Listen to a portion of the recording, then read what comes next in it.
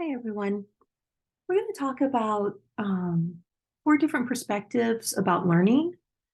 And these are found in chapter 1 of our book. I believe they're important enough for us to go over them and remember that all the different strategies that we learn about in our course are based on these theories of learning.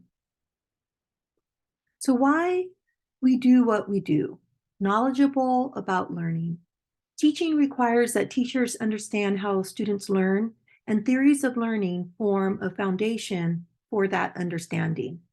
Multiple theoretical perspectives improve the quality of literacy instruction. And again, these perspectives are addressed in chapter 1 of our textbook, and most are theories of learning that you have been acquainted with from other courses. Behaviorism. Behaviorism is a teacher-centered theory and was the dominant view about learning until the 1960s, described as a teacher-centered theory because it focuses on the teacher's role as the dispenser of knowledge. Behaviorists believe that behavior can be learned or unlearned as the result of stimulus and response actions. Reading instruction is explicit instruction that is used to teach skills in a planned, sequential order. Information is presented in small steps and reinforced through practice activities until students achieve mastery because each step is built on the previous one. And so you'll see what the applications for behaviorist theories are. Basal readers, mini lessons, which we will create throughout this course, and worksheets, which we don't believe is developmentally appropriate. Constructivist theorists describe students as active and engaged learners who construct their own knowledge. Learning occurs when students integrate new information with their existing knowledge. This theory is student-centered. Piaget described knowledge as organized into cognitive structures called schemas, and schema theory describes how students learn. John Dewey described learning as an inquiry approach. Learners are innately curious and actively create their own knowledge.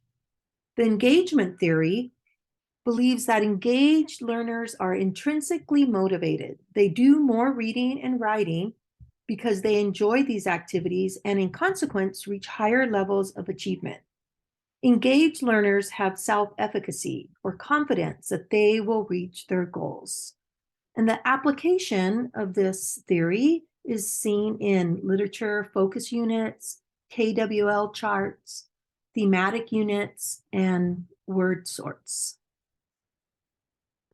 Sociolinguistics theorize that language organizes thought and is a learning tool. Vygotsky recommended that teachers incorporate opportunities for students to talk with classmates as part of the learning process.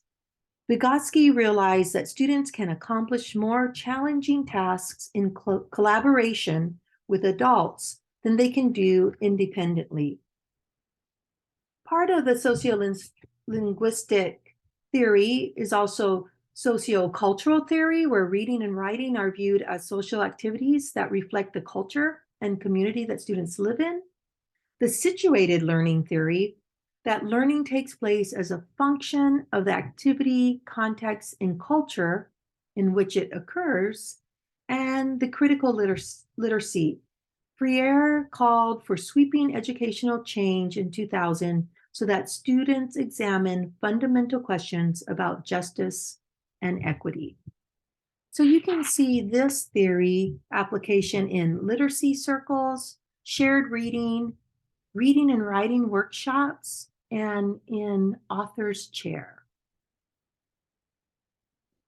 The information processing theory is also a student-centered theory, and it is a theory that compares the mind to a computer. It describes how information moves through a series of processing units, and the processing units are the sensory register, short-term memory, and long-term memory, as it's stored. The application of the information processing theory can be seen in guided reading, graphic organizers, grand conversations, and interactive writing. The information processing theory includes interactive models where reading and writing are interactive meaning-making processes. The transactional theory, Rosenblatt's transactional theory of 2013, explains how reading or readers create meaning. She describes comprehension as the result of a two-way transaction between the reader and the text. Another part of an informational processing theory would be the strategic behaviors, and that students employ strategic or goal-oriented behaviors to direct their thinking. Cognitive strategies such as visualizing, organizing, and revising are used to achieve a goal, and metacognitive strategies such as monitoring and repairing determine whether the goal is reached. The word metacognition is often defined as thinking about your own thinking, but more accurately, it refers to a sophisticated level of thought that people use to control their thinking. Metacognition is a control mechanism. It involves both students' awareness and active control of thinking. So, why do we do what we do? Effective teaching is a term used to describe the knowledge, strategies, and conduct of a successful educator.